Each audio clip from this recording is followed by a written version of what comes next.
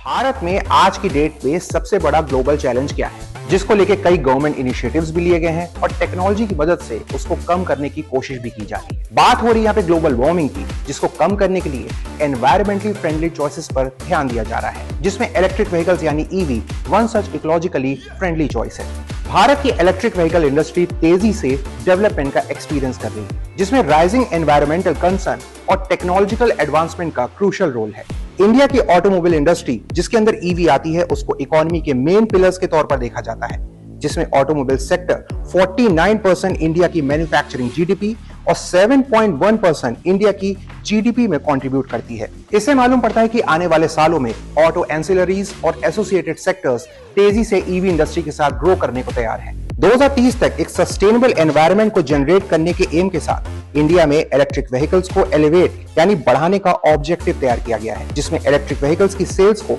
30% private cars में, 70% commercial vehicles में, 40% buses में और 80% टू व्हीलर्स और थ्री व्हीलर्स का विजन देखते हुए तैयार किया जा रहा है, जो 2030 तक 80 मिलियन ईवीज को इंडियन रोड्स पर उतारने के एम को पूरा करता है। साथ साथ सरकार ने मेक इन इंडिया इनिशिएटिव के अंदर ईवी का 100% लोकल प्रोडक्शन का भी एम किया हुआ है। सिर्फ इतना ही नहीं, नीति आयोग के मुताबिक भारत की ईवी फाइनेंस इंडस्ट्री 2030 में 3.7 लाख करोड़ रुपए तक के पहुंचने की संभावना है। इलेक्ट्रिक व्हीकल्स के रैपिड ग्रोथ को ध्यान में रखते हुए 2030 तक भारत में कम से कम 1.32 मिलियन चार्जिंग स्टेशन स्थापित करने का प्लान है, जिसके लिए सालाना 4 लाख से अधिक इंस्टॉलेशन की जरूरत है। गवर्नमेंट ने इंडियन ईवी मार्केट के ग्रोथ के लिए कुछ एम्बिशियस टारगेट भी आउटलाइन किए हैं, जिसमें 2022 से 2030 तक 49% CAGR का लक्ष्य और 2030 तक 1 करोड़ यूनिट की वार्षिक ईवी सेल्स, जो 2030 तक 5 करोड़ डायरेक्ट और इनडायरेक्ट जॉब्स को जनरेट करने के लक्ष्य को रखती है।